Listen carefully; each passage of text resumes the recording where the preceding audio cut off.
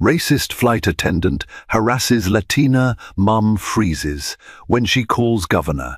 Welcome, dear viewers, to a tale that unravels at 30,000 feet in the sky, a tale brimming with courage, injustice, and a twist no one could see coming.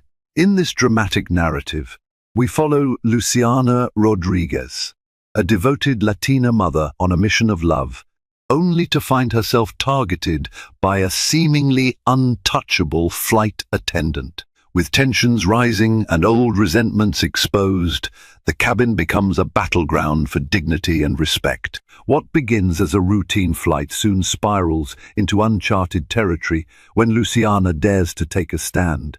Fasten your seatbelts and prepare for a shocking, unpredictable journey. Before we dive in, if you're new here, don't forget to subscribe and hit that notification bell so you never miss an update. If you're excited about this story, let us know. If you enjoyed the video, press 1. If not, press O.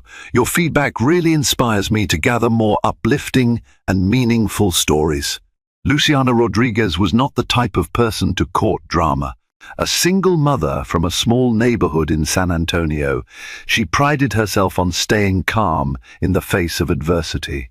She had endured her share of life's injustices, scraping by as a waitress, dealing with disapproving glances whenever she spoke Spanish in public, and holding her head high while her young daughter, Inez, watched her hustle to make ends meet.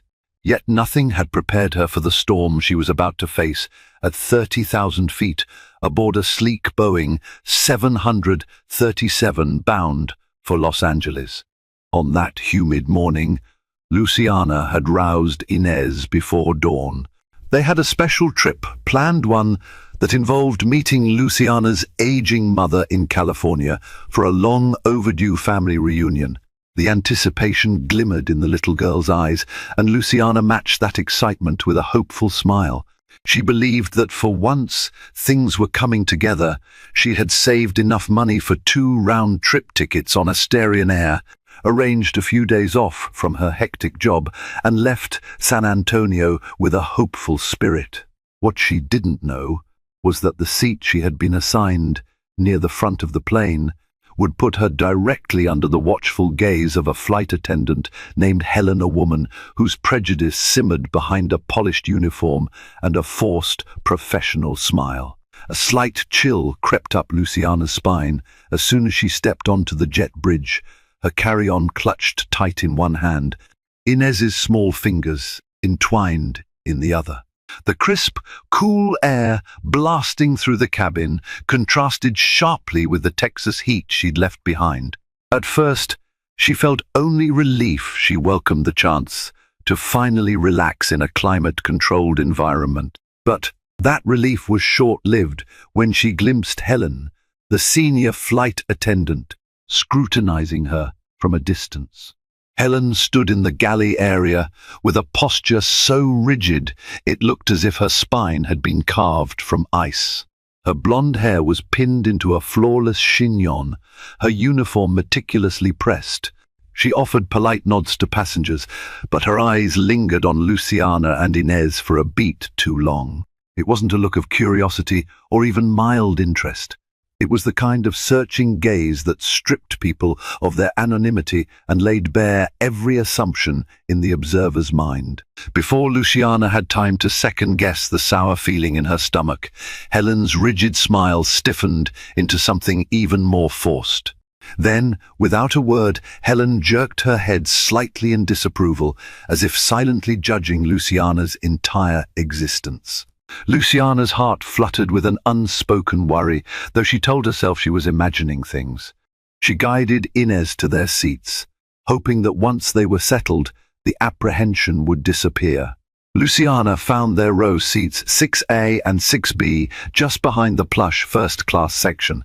She was relieved to have snagged the seats during a limited time sale a month earlier. The tall cabin windows greeted them, revealing a bustling tarmac where baggage handlers scurried and planes roared. Inez pressed her nose to the glass, entranced by the enormous wings and the neon-vested crew outside. As Luciana stowed her carry-on, Helen reappeared. "Ma'am, you and your daughter need to step aside," she said, her tone cold. "That overhead bin is reserved for first-class passengers only." Surprised, Luciana glanced around. The bin above her seat was neither sealed off nor marked differently from any other overhead compartment. "I'm sorry, I didn't realize," she began softly.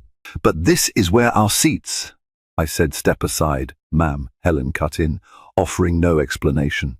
A short, clipped gesture of her hand underscored that the conversation was over. A hush descended on the neighboring passengers. Some eyes shifted away uncomfortably, while others watched with sympathy or curiosity.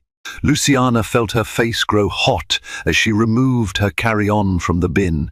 It was a small annoyance, but Helen's tone, combined with the way she refused to look directly at Luciana, made it feel like more than a simple airline regulation.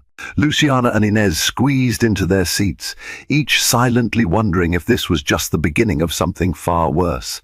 Minutes later, a middle-aged man with salt and pepper hair approached seat 6C, the aisle seat next to Luciana and her daughter.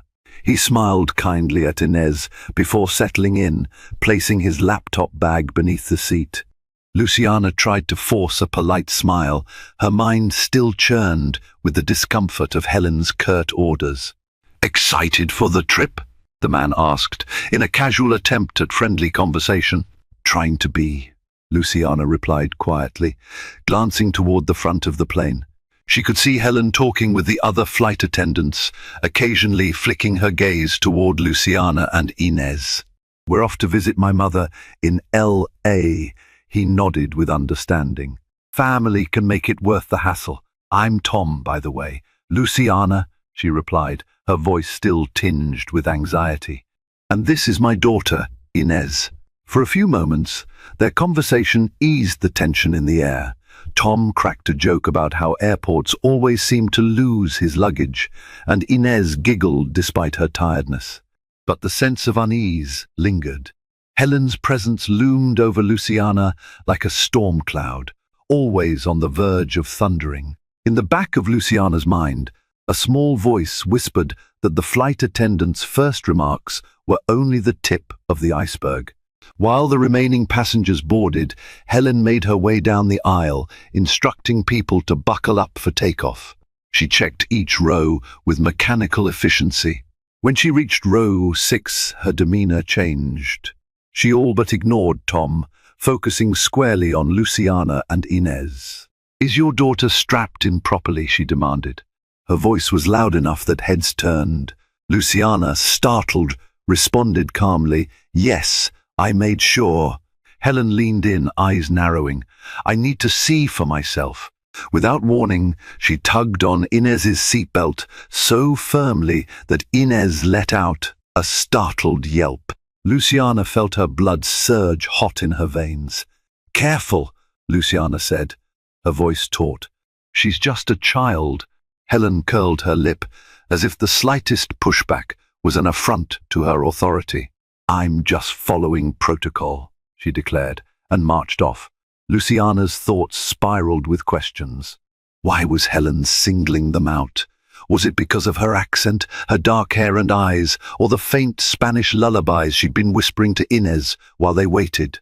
She had heard horror stories about subtle and sometimes overt discrimination in public spaces, but she never imagined it would be this blatant, and certainly not on a plane, where safety and courtesy were supposed to be top priorities. As the plane taxied onto the runway, Luciana tried to gather her composure. Maybe Helen was having a bad day, she reasoned. Maybe there was a personal issue or some high-level stress that had nothing to do with Luciana's background. Yet the signs were hard to ignore. The roar of the engines drowned out the uneasy hush inside the cabin. Inez clutched Luciana's hand, her small face pressed against the window. She seemed more enthralled by the plane's takeoff than troubled by Helen's behavior. Luciana was determined to protect that sense of wonder. When the Boeing 737 lifted off the runway, Tom gave them a thumbs up, congratulating Inez on her first big adventure of the day. For a few minutes, the turbulence of ascending overshadowed any thoughts of the rude flight attendant. Clouds enveloped them, and the world below shrank. If Luciana focused just on the sensation of flight, she could almost forget the tension. However, once the plane reached cruising altitude and the seatbelt sign clicked off, Helen's voice rang out through the intercom, announcing beverage service. Luciana couldn't help but feel a coil of dread tighten in her stomach. She feared that this was only the beginning of Helen's scrutiny and hostility. She was right. Helen and another flight attendant, a younger woman named Brooke, began wheeling the beverage cart down the narrow aisle. Brooke offered cheerful smiles, asking each passenger politely what they would like.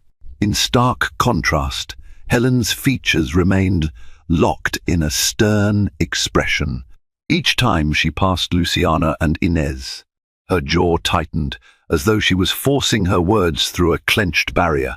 When the cart reached row 6, Brooke immediately turned to Luciana. "Can I get you something to drink? Juice, soda, water?" Luciana asked for 2 apple juices, one for herself and one for Inez.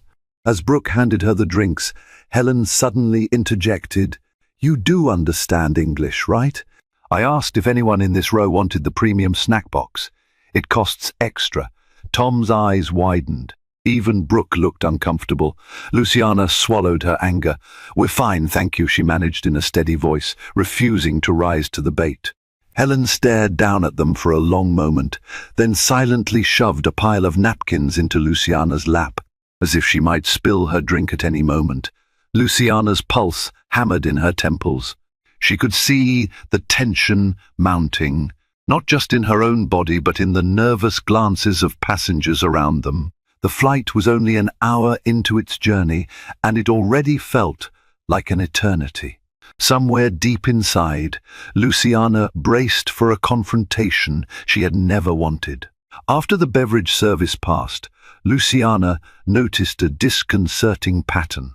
Helen would check on every row for seatbelt compliance or trash collection, but she always paused an extra beat at Luciana's row, scanning her and Inez as though they were intruders. Once, Helen even asked to see their boarding passes again, claiming it was part of a routine check. Tom, who had also been asked to show his pass, gave Luciana a shrug and a sympathetic glance. But Luciana knew that this repeated interrogation was anything but routine. At one point, Inez asked in Spanish, "Mami, ¿por qué está tan enojada esa señora?" "Mommy, why is that lady so angry?" Luciana hushed her gently, worried that Helen might overhear and find another reason to harass them. Still, the rising frustration couldn't be completely suppressed. Each time Helen glided back toward their row, Luciana felt her body tense, preparing for the next jab. In those brief, fleeting moments of peace between Helen's visits, she mentally played out different scenarios. Should she confront Helen? Should she speak to another flight attendant? Or should she simply endure it until they landed? Little did Luciana realize how drastically the situation would escalate well beyond rude remarks and humiliating instructions. Halfway through the flight, an unexpected announcement jarred everyone from their uneasy calm. "Folks, this is your captain speaking. We're anticipating some turbulence over the desert region, so I'm going to leave the seatbelt sign on for a bit. Flight attendants, please secure the cabin." Helen briskly made her way down the aisle, instructing passengers to keep their belts fastened. Luciana noticed that she was no longer with Brooke. It appeared Helen had volunteered to handle this section of the cabin alone. By then, Luciana suspected Helen had singled her out deliberately. When Helen reached their row, she frowned at Inez, who had been stretching her legs in her seat. "Young lady," Helen barked, "sit back properly. We're about to hit rough air." Inez shrank against Luciana. The plane gave a mild shudder, but Luciana's anger flared. "She's fine," she said, forcing civility into her tone. "Her seatbelt is on." Helen regarded Luciana with an almost feral intensity. "And you, are you buckled up?" Luciana nodded, even though the belt around her waist was clearly visible. Helen lingered, as if she wanted to say more, then a flicker of turbulence rattled the overhead compartments, and Helen moved on.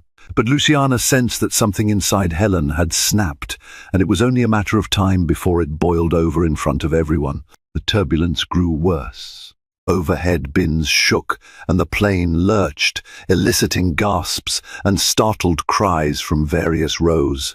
Luciana found herself gripping the armrest. Inez's eyes went wide with fear, and Luciana placed a calming hand on her daughter's shoulder, reminding her to breathe and stay calm. Suddenly, a jolt caused a passenger's drink a few rows ahead to spill onto the aisle. Helen appeared instantly, her face contorted with frustration. With the seatbelt sign still glaring overhead, she had to lean precariously to collect the trash. Passengers tried to stay out of her way, yet her frustration was palpable, her mouth twisted, and her eyes flashed with barely contained contempt. As she mopped up the spilled drink, the plane lurched again, and Helen nearly lost her balance. She grabbed onto the seat next to her, coincidentally Luciana's seat, and whipped around in anger, as though blaming Luciana for her near tumble. Without warning, Helen spat. "You people never follow instructions, always making things worse for everyone else." For a brief moment, time seemed to stand still. Luciana froze, stunned by the venom in Helen's words. A silence fell across the rows surrounding them, so profound that Luciana could hear Inez's shaky breathing. Tom stared at Helen, appalled. Luciana felt her heart slam into her ribs, a storm of indignation brewing inside her. This was no longer mere rudeness, it was something far more ugly. The silence broke with a single voice. Tom, in an uncharacteristically firm tone, said, "That's enough. She hasn't done a thing to you." Helen turned her gaze on Tom, her lip curling. "You have no idea what's going on here, sir," she retorted, her words dripping with condescension. "I'm responsible for the safety of every passenger on this plane, including those who can't follow the simplest rules." Luciana felt her cheeks burn. She had dealt with snide remarks before, but never in such a public and humiliating way. Part of her wanted to shrink back and avoid confrontation.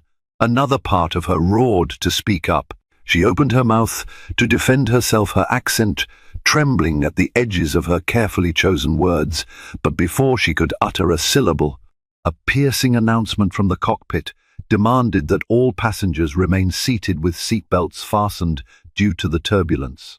Helen clenched her jaw and stormed back toward the galley. The hush that followed was thick with tension. Several nearby passengers gave Luciana encouraging nods or concerned glances, but no one dared break the silence. Luciana leaned close to Inez, whispering reassurance. Inside, her resolve hardened. She would not let this pass without consequences. She owed it to her daughter to stand up for what was right.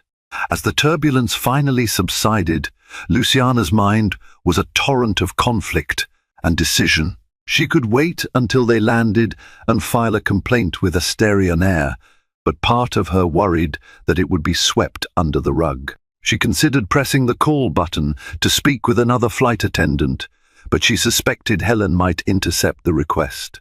Then a faint memory flashed in her mind. A friend of hers, Yadira, had once been in a similar situation on a different airline and ended up calling a customer service hotline mid-flight. "You have every right to stand up for yourself," Yadira had told her.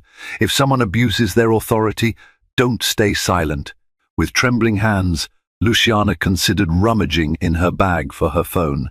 But flight regulations were strict, and mid-flight phone calls were typically prohibited. Another idea sparked in her mind, someone she knew personally who might have the power to do something. But it felt extreme, even borderline impossible. Still, the seeds of determination had been planted. Meanwhile, Helen re-emerged, handing out immigration forms to passengers who weren't American citizens.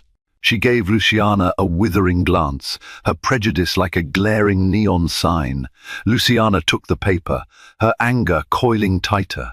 One way or another, she was done enduring this silently. Minutes later, Helen returned, leaning over Luciana's seat as if to demonstrate her authority. "You need to fill that out now," she insisted, pointing to the immigration form. "I'll need to check it when you're done." "It's a domestic flight," Luciana replied, her voice catching. "I'm not sure why you heard me," Helen snapped, drawing the attention of everyone in earshot. "We must verify the status of all passengers." Tom let out a quiet gasp. Another passenger behind them whispered, "She's off her rocker. You don't need that form for domestic flights." Helen shot the whisperer a threatening glare, then turned back to Luciana. "If you're in this country legally, you'll have no problem filling it out." Luciana's heart pounded as she felt the full force of Helen's hateful stare. This wasn't just ignorance, this was targeted aggression. A small child shouldn't have to witness such blatant hostility. Inez clutched at Luciana's sleeve, her large eyes reflecting confusion and fear. Tom murmured, "I can't believe this." His hand itched toward the overhead call button, but Helen stood right there, blocking any possibility of involving another flight attendant. Luciana's fury bubbled, though she kept her voice restrained. She refused to give Helen the satisfaction of seeing her rattle. "I'm an American citizen," she stated calmly, "so there's no reason for me to fill out this form." Helen's lip twitched, as though she couldn't bear the idea of being challenged. "We'll see about that," she hissed. As Helen stomped away, the cabin seemed to breathe again. Tom shook his head, muttering something about calling the airline later.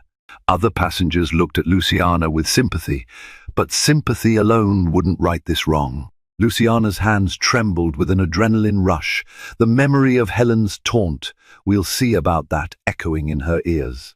She turned to Tom and whispered, "I've never seen anything like this. I don't know what she might do next." Tom gently patted her shoulder. "If anything else happens, I'll speak up. This is downright harassment." The plane's engines hummed steadily, and the overhead lights dimmed slightly as the flight attendants prepared for the in-flight meal service. Luciana noticed that Brooke was handling the back cabin while Helen had claimed the front. Whether that was by design or coincidence, she couldn't be sure. Luciana forced herself to breathe deeply, and in that moment she remembered an important contact in her phone, a connection from her time volunteering for a local political campaign in San Antonio. Through an unexpected series of events, Luciana had once crossed paths with the office of Governor Leticia Cabrera, the governor of Texas, a woman known for her strict stance against discrimination. Though they weren't personal friends, Luciana had once helped gather signatures for the governor's re-election campaign. Could that possibly help now? A flutter of hope ignited in Luciana's chest. Would it be too audacious to try to contact the governor's office from the air? Probably. And yet, as she watched Helen continuing to glare at her from afar, she realized she might not have many other options.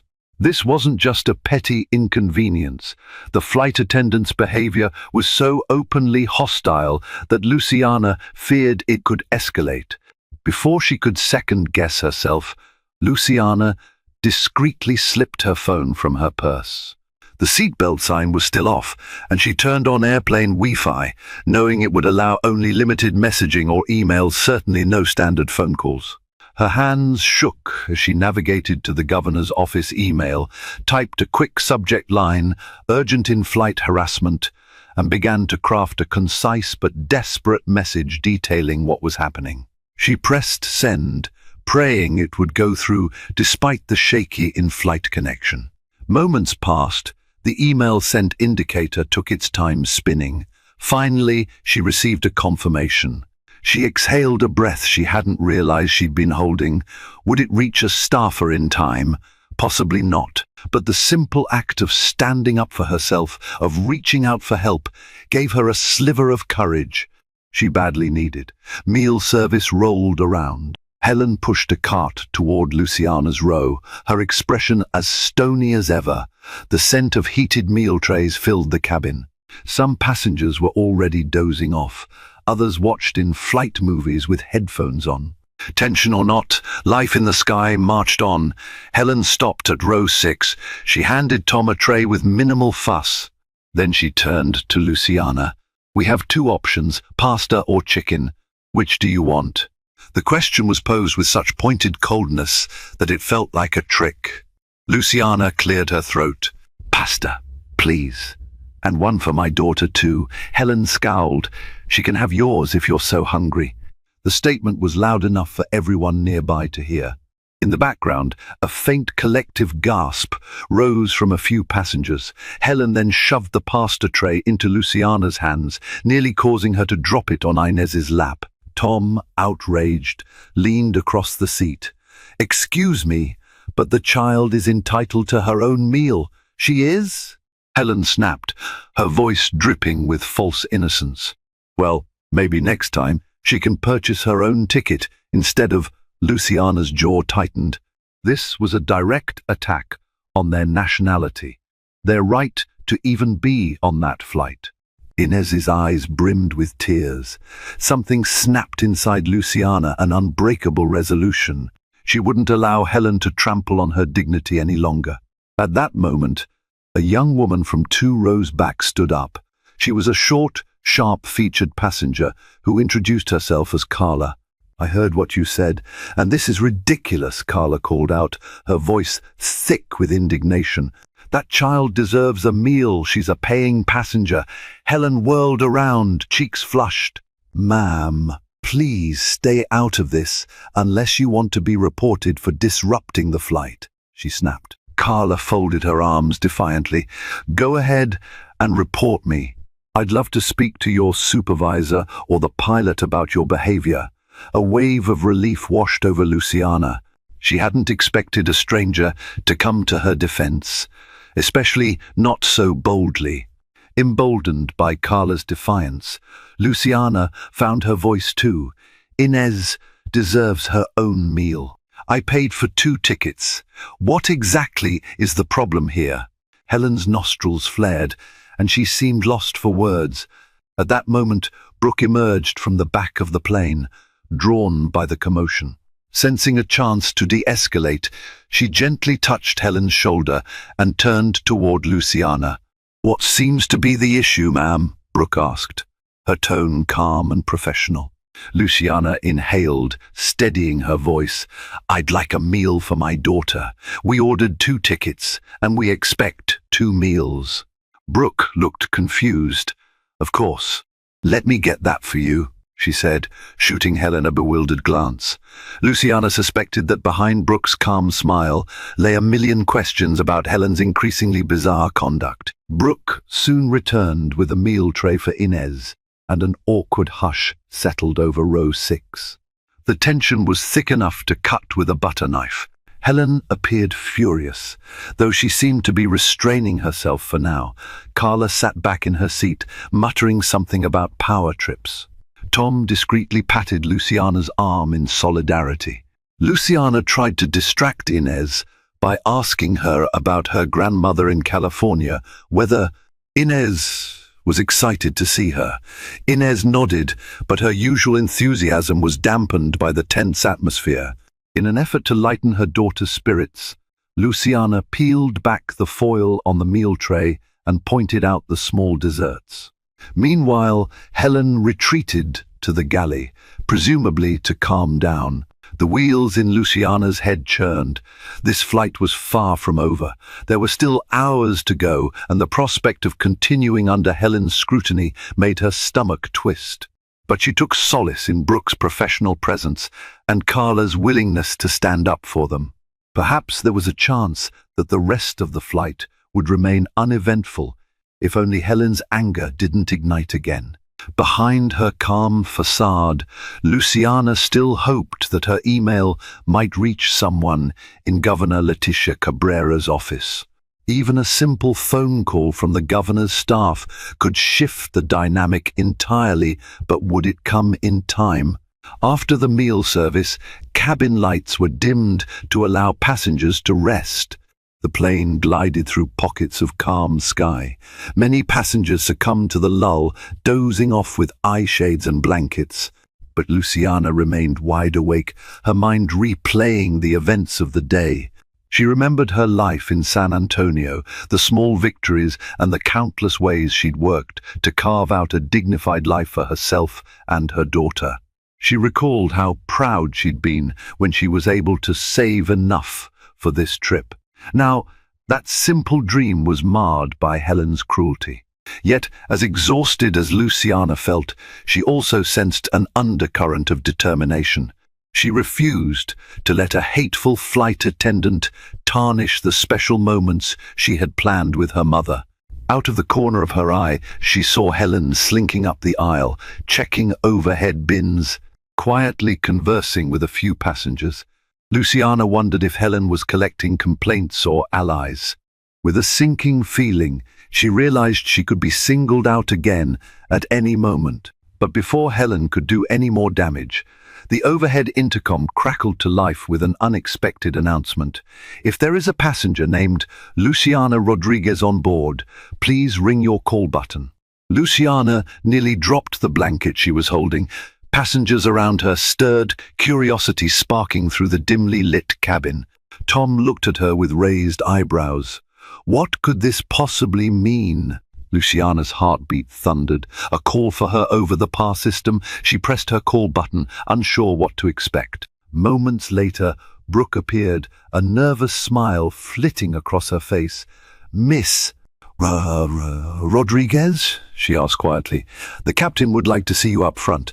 There's a phone call for you." An excited flutter soared in Luciana's chest, mingled with confusion. "A phone call? Mid-flight?" She nodded, unbuckled her seatbelt, and glanced at Inez. "I'll be right back," she said softly. Carla leaned forward. "I'll keep an eye on her," Carla offered, and Luciana mouthed a thankful smile. She followed Brooke toward the front of the plane, passing rows of curious passengers.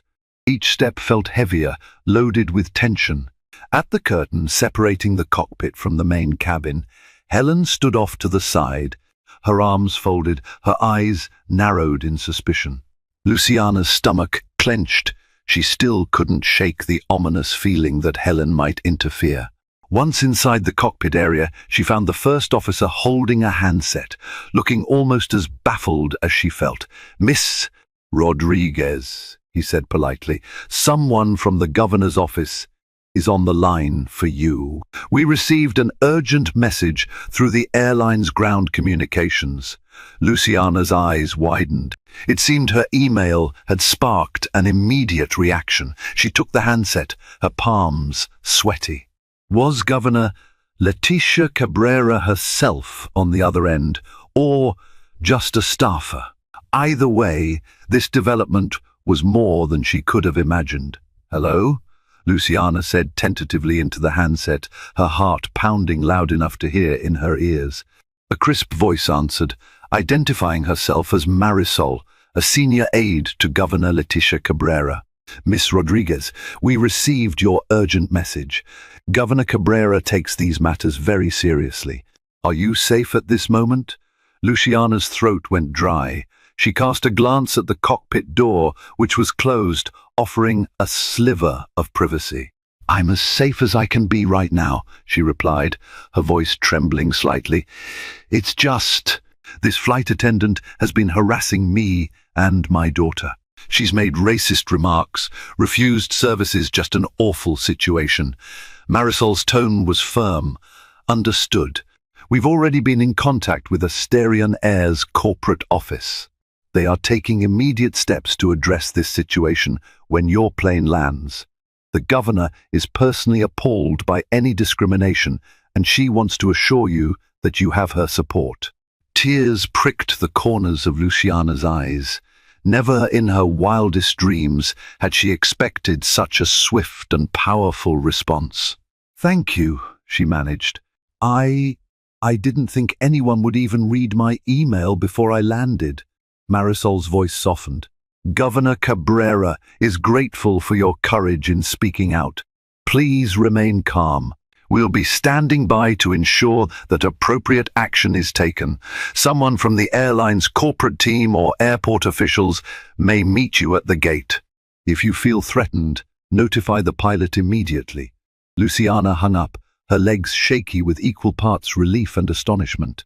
The first officer offered a respectful nod. "We're sorry you've had trouble, ma'am. If there's anything more we can do, please let us know. The captain and I are aware of the situation now." She thanked him quietly, heart fluttering with renewed hope. As she stepped back into the galley area, she met Helen's suspicious gaze. Helen's eyes flickered with confusion and anger. Perhaps she'd caught snippets of the conversation or had been informed by the cockpit crew. Luciana's expression, however, had changed from vulnerable to resolute. This time, she didn't lower her gaze. She looked Helen straight in the eye.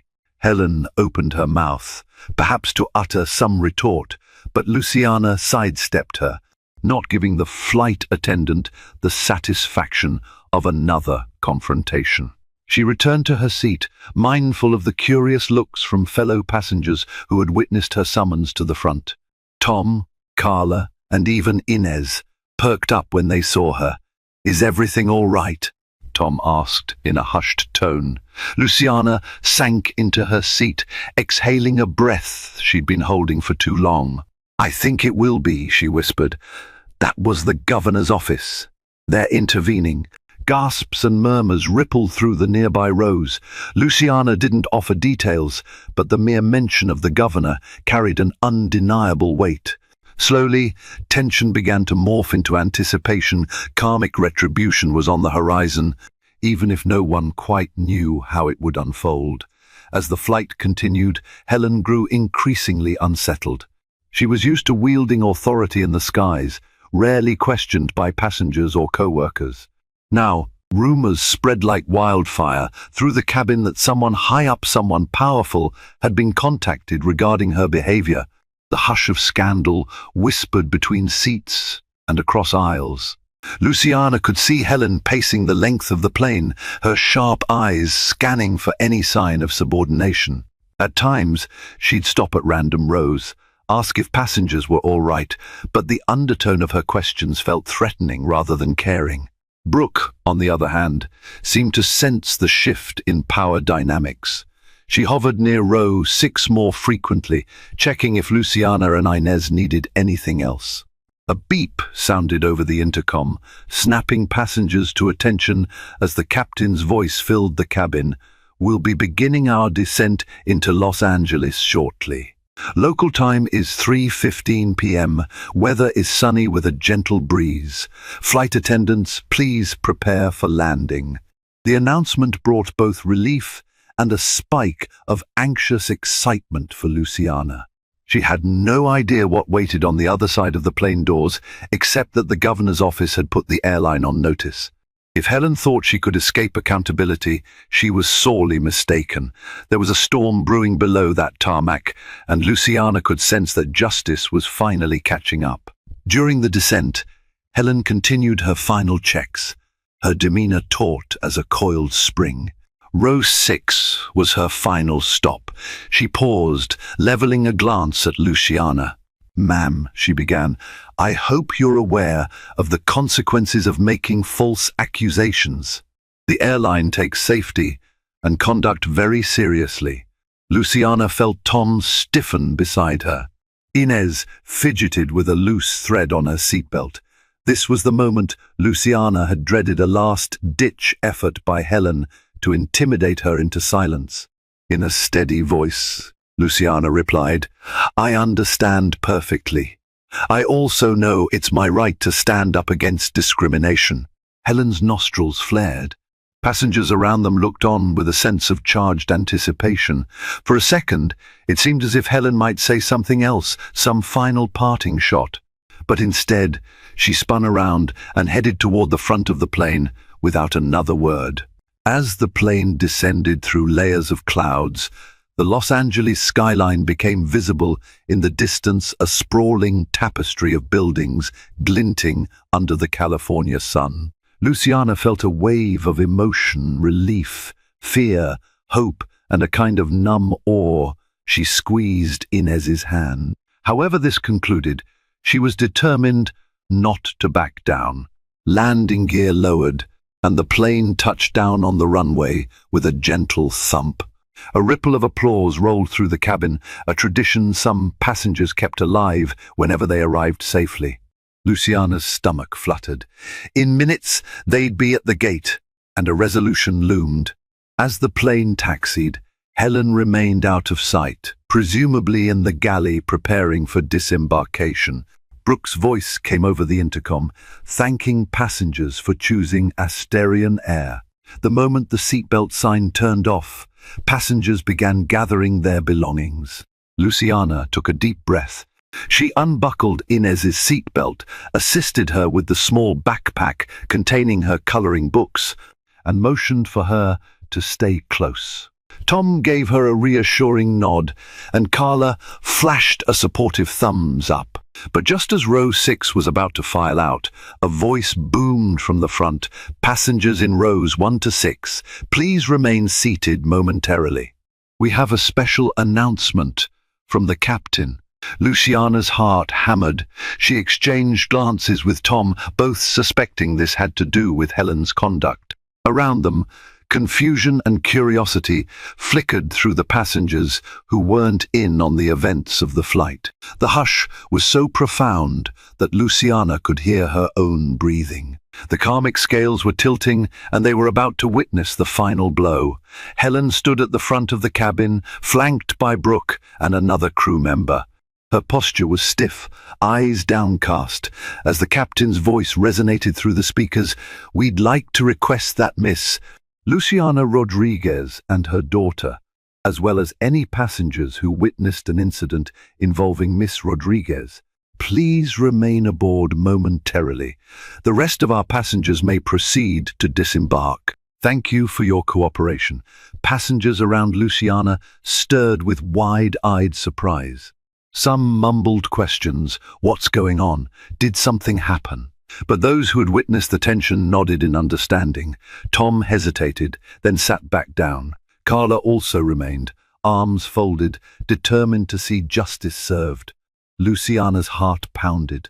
She had wanted accountability, but hadn't expected such a public call-out. Once most of the passengers cleared out, the captain himself emerged from the cockpit, a tall, broad-shouldered man with a serious expression. He made his way down the aisle toward row 6. "Miss Rodriguez?" he inquired politely. Luciana stood, gently guiding Inez to stand beside her. "Yes, sir?" He nodded gravely. "We've been informed of a situation that occurred during this flight. We're going to request statements from you and any other witnesses. We also have ground staff waiting at the jet bridge, along with representatives from Astarian Air and possibly local authorities, should you wish to file a formal complaint." Helen hovered nearby, her face pale, lips pressed together. She hadn't expected to be put under the spotlight so quickly. And from the flicker in her eyes, Luciana guessed Helen finally grasped the severity of her predicament. One by one, Tom, Carla, and even a few other passengers who had overheard Helen's remarks came forward to speak with the captain and a supervisor from Astarian Air who had boarded. Luciana felt both validation and anxiety swirl in her chest.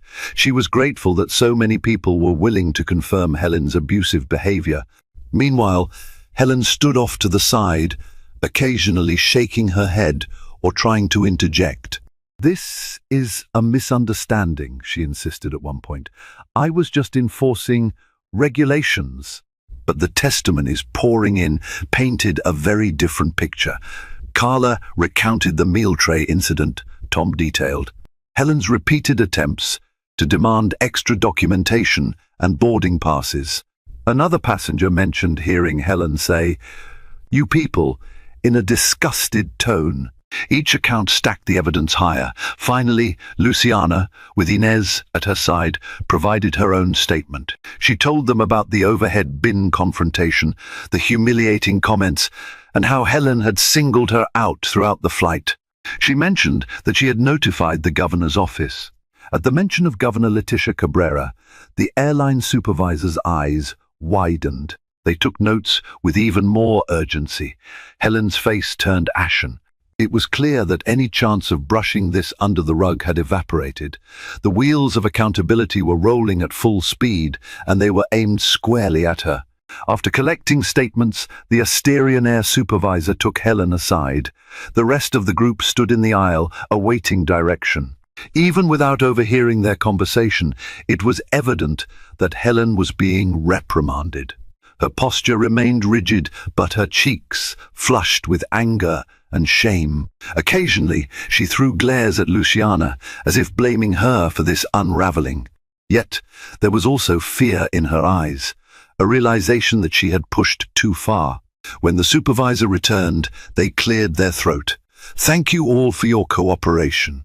Miss Rodriguez, we deeply apologize for this experience. It is not reflective of Asterian Air's standards. We will be conducting a full investigation. For now, Miss Helen," they paused, choosing words carefully. "Miss Helen will not be part of the disembarkation process. We will arrange a separate debriefing for her. We encourage you to file a formal complaint, and we will provide any assistance necessary." Luciana clenched her jaw, relief mingling with lingering tension. "I will," she said, softly, her voice resolute. She glanced at the flight attendant who had caused her so much grief. Helen stood stiff as a statue, her face betraying turmoil. However, Luciana sensed no pity for her, only the cold satisfaction that justice was at hand. Brooke, offering a gentle smile, guided Luciana, Inez, Tom, and Carla off the plane. As they walked up the jet bridge, Luciana felt the weight of countless eyes on her.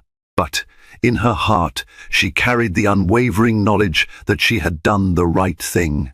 Stepping into the terminal, Luciana spotted a small group waiting, a representative from the airline, an airport official, and one other person in a crisp grey suit who introduced himself as Martin, a liaison from Governor Cabrera's local office in Los Angeles. He extended a polite handshake and greeted Luciana warmly. "Miss Rodriguez, the governor sends her regards," Martin began.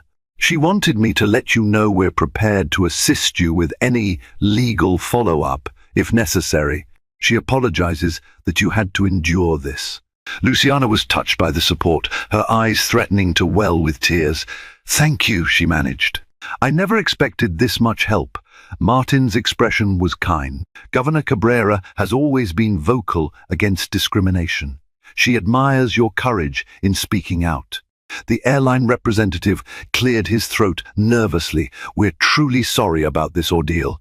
We'd like to offer compensation and ensure that the flight attendant faces the proper consequences. We'll be contacting you soon."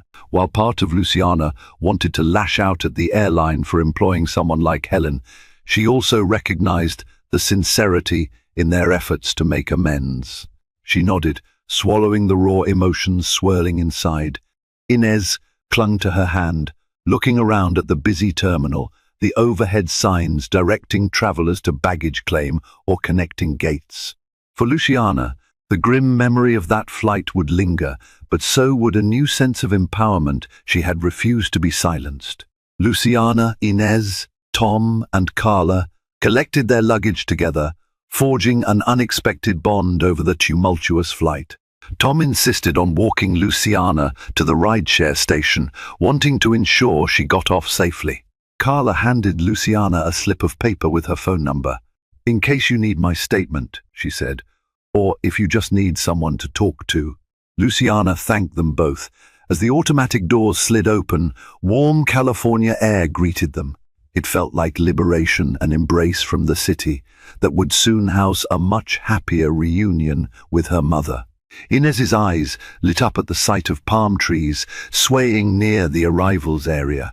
Over the next few days, Luciana would learn that Helen had been suspended from duty pending a formal investigation. With multiple witness statements and the governor's office pushing for strict accountability, it was likely that Helen's career with Asterian Air had reached its end. Word of the incident spread quickly through social media and local news outlets, further solidifying the airline's resolve to address the matter publicly. Yet for Luciana, her daughter, and even those who had come to her defense, the story was ultimately about standing up for justice. And in that, a quiet karmic retribution found its mark. Helen, once so smug and untouchable, had been brought face to face with consequences she never imagined, undone by her own prejudice in the presence of a mother who refused to be broken. 3 days after the flight, Luciana received a personal call from Governor Leticia Cabrera's press secretary. They informed her that Governor Cabrera was profoundly disturbed by Helen's actions and was drafting a statement denouncing racism in customer service environments. The governor also expressed interest in meeting Luciana during her next visit to San Antonio. Luciana was stunned. She, a humble mother and waitress, had her voice carried all the way to the highest office in Texas. Sitting in her mother's cozy Los Angeles apartment, Luciana reflected on how quickly life could change. Days ago, she had just been another weary traveler, hoping for a smooth flight. She never anticipated becoming the focal point of a discrimination case that captured statewide attention. But she had done what she believed was right, even in the face of hostility. And she felt empowered in a way she never had before. Inez was nestled by her grandmother, eagerly chatting about the scary plane ride that ended with new friends and a sense of triumph. Luciana smiled, a peace settling over her. Helen's hateful treatment had only strengthened Luciana's resolve to advocate for herself and her daughter. If there was a silver lining, it was this: courage born of adversity, a testament that silence in the face of injustice was never the only option. Days turned into a week, and Luciana's phone buzzed intermittently with calls from news outlets, online blogs, and even a local TV station wanting her story. Each time, Luciana remembered the fear she'd felt on that plane, the shame of being singled out, the frustration of feeling powerless. Yet she also remembered the moment she realized she wasn't alone, when Carla and Tom spoke up, and when the governor's office reached out. Their voices had amplified her own, turning a personal humiliation into a public stand for dignity. Helen, on the other hand, had vanished from the airline's roster. Rumor had it she was let go, but the airline refused to give details. Luciana suspected that was the best outcome for everyone. Occasionally she found herself wondering if Helen felt any remorse, or if she simply harbored resentment at being held accountable. In truth, it no longer mattered. Luciana had found closure in the knowledge that justice was served. As Luciana packed her bags to return home to Texas, she took one last look around her mother's apartment. This trip was meant to be a simple family reunion, but it had become so much more, a reminder that standing up for one's rights could be life-changing. She glanced at Inez, who was already half asleep on the sofa, dreaming peacefully. Luciana knew that from this day forward, she would teach her daughter that no form of discrimination was worth enduring in silence. On the flight back to San Antonio, ironically, again with Asterian Air, Luciana was met with a starkly different reception. The crew, informed by the airline of her prior experience, bent over backward to ensure she and Inez were treated with kindness. The flight's lead attendant even offered an upgrade to a more spacious seat, which Luciana politely declined. She wasn't looking for special favors, just fairness. During the flight, she reflected on the viral nature of her story. It had popped up on social media, with hashtags like #NoRoomForRacism trending for a few days. She had received messages of support from strangers around the world, many of whom shared similar experiences. Some wrote to thank her for speaking out, saying her courage gave them hope that people could make a difference by standing up for each other. In her window seat, Luciana gazed at the vast expanse of clouds below, marveling at how a single act of prejudice could set off a chain reaction of events, one that had ended in a surprising and strangely beautiful kind of justice. As the plane began its descent into San Antonio, she felt ready to return to her daily life, content in the knowledge that she had not only survived, but also emerged stronger for it. Upon landing, Luciana was greeted by a small, welcoming committee friends from her neighborhood, local supporters who had followed her story. They clapped as she and Inez came through the gate, making Luciana's cheeks burn with equal parts pride and embarrassment. News cameras flashed, and a reporter asked for a quick comment. Luciana was momentarily overwhelmed by the attention. She looked at Inez, who grinned widely, enjoying the applause.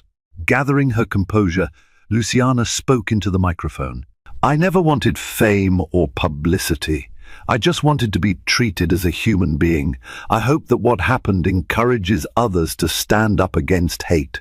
No one should fear taking a flight or walking into a store because of who they are." Applause broke out again. Standing off to the side, she saw someone she recognized immediately: Marisol, the aide to Governor Cabrera, who had spoken to her over the phone. Marisol waved, a proud smile on her face. Luciana approached her, and the two embraced briefly, as though they were old friends rather than strangers united by a crisis. "Your courage has made a difference," Marisol whispered, pressing a business card into Luciana's hand. "The governor wants you to know her office is always open if you need anything." That evening, in the quiet sanctuary of her own apartment, Luciana finally had time to breathe. Inez lay asleep, tuckered out from the excitement of the day. Luciana scrolled through her phone, reading messages of solidarity from people across the country. She felt gratitude, a blossoming warmth that overshadowed the lingering bitterness of Helen's harassment. Yes, there had been fear. Yes, there had been anger. But there had also been an outpouring of empathy that shone a light on the better side of humanity. In an odd way, Helen's cruelty had sparked a wave of kindness, proving that one hateful act could be drowned out by many voices of support. The next morning, she took Inez to her favorite playground, letting her run free under the golden Texan sun.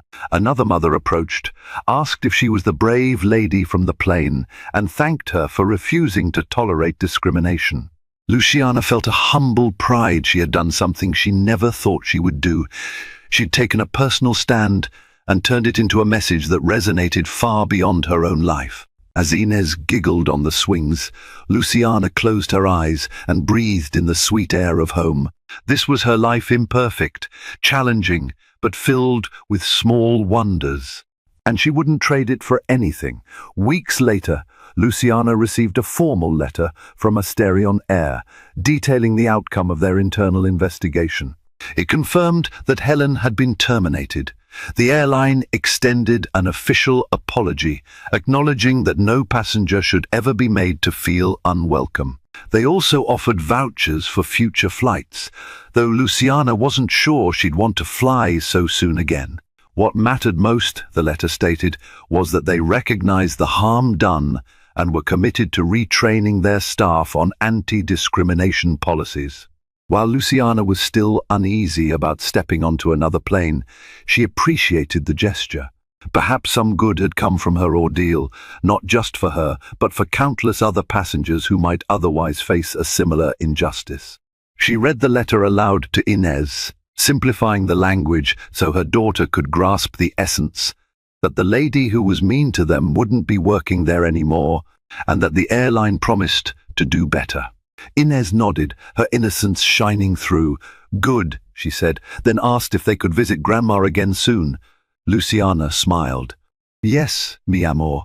"We will," she promised, realizing that next time she could board a plane with a little more confidence, knowing that one person's bravery really could change the world. The day finally arrived when Luciana found herself in an unexpected place, Governor Leticia Cabrera's office in San Antonio. She had been invited to a small round-table discussion on combating discrimination in the service industry. Nervous but determined, Luciana entered the conference room, holding Inez's hand tightly. Governor Cabrera, a tall, poised woman with a commanding presence, greeted them personally. "Luciana," she said warmly, "thank you for coming. I've heard a lot about your courage." Luciana blushed, trying to find the right words. "Governor, you have no idea how much your support meant to me." "I just did what I had to do." The governor nodded, her expression earnest. Sometimes that's all it takes, doing what we have to do, and refusing to be silent. That's where real change begins. Luciana and Inez took a seat at the table among community leaders, activists, and representatives from various organizations. They discussed strategies for preventing incidents like the one on the plane training programs, stricter oversight, clear lines of accountability. Luciana shared her experience, explaining what went through her mind when Helen's comments first pierced her dignity. By the end of the meeting, she felt lighter, as if she'd turned her trauma into a stepping stone for progress. After the roundtable, Governor Cabrera took Luciana aside. In a private moment, she thanked her again.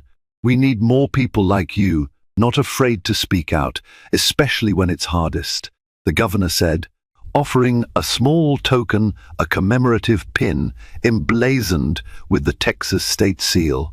"Wear this knowing you stood for what's right." Luciana accepted the pin with trembling hands, tears gathering at the corners of her eyes. She never imagined she'd be recognized by a governor for something as basic as defending her civil rights. Yet there she stood, a waitress from San Antonio, being honored in a state office for her courage. On the drive home, Luciana couldn't stop smiling. She looked at Inez, who was snoozing in her booster seat, and wondered what memories her daughter would retain from all of this. Hopefully, she'd remember not the fear, but the bravery and the knowledge that one's voice, no matter how small, could spark a powerful ripple of change. From that day forward, Luciana wore the pin on her apron at work, a silent reminder of her own self-worth, and a testament to the possibility that even the most ordinary people could call upon extraordinary allies when standing against injustice. Life gradually returned to normal for Luciana and Inez. The media buzz around their incident subsided, replaced by newer stories. Yet in their small community, people remembered. Neighbors greeted Luciana with smiles, telling her they admired what she'd done. A local Spanish radio station invited her to speak about her ordeal, giving hope to other Latina mothers who faced discrimination daily. One afternoon, Luciana sat at her kitchen table, flipping through photos from the trip to Los Angeles. She paused at a snapshot of Inez and her grandmother hugging by the beach, happy, unburdened, free. She realized that despite the terror in the skies, the trip had been a net gain. They had discovered not only family joy, but also personal strength. She also reflected on the flight's final twist, a racist flight attendant frozen in panic when Luciana called upon the governor's office. It still felt surreal, like a scene from a dramatic movie. How quickly Helen had retreated once she saw real accountability barreling her way. Karmic retribution had arrived swiftly indeed. With a quiet chuckle, Luciana closed the photo album. She pressed a hand to her heart, thinking, "We are stronger than we know." For the rest of her days, she would carry this truth like a bright, unwavering light. On a breezy Sunday evening, Luciana took Inez to the local park. They strolled along a gravel path, the setting sun casting long shadows over the playground. In the distance, a group of children played soccer, their laughter mingling with the rustling of leaves.